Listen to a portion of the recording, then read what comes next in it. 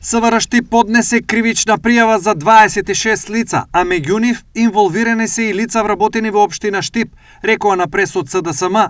Штипската јавност веќе подолго време е добро информирана за ова бесрамна малверзација, за инволвираните во неа и за главниот нарачател. Затоа се залудни вчерашните обиди на Тошковски да го испере Иван Јорданов, со изјава дадена доцна во ноќта.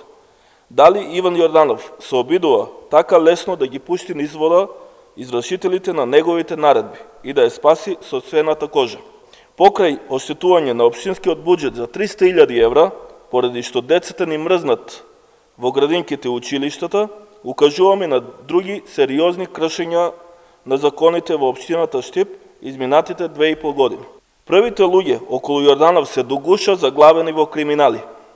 Каде и да се заврати, Иван Јорданов е во центар на криминалот. Нема да успее да глуми светец, етикетата криминалец самиот си ја залепи. Од кабинетот на градоначалникот пристигна следниот демант.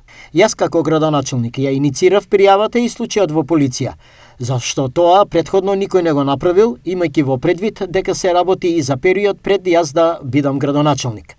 Единствен функционер кој е опфатен со кривичната пријава е поранешниот секретар на градоначалникот на општина Штип, Благој Бочварски, а во моментов негова лична советничка.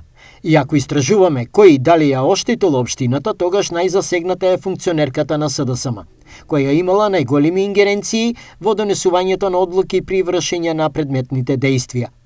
Најдобро е СДСМ да си погледне во своите редови, затоа што показалецот на кривичната пријава е насочен директно кон нив, напиша градоначалникот Јорданов.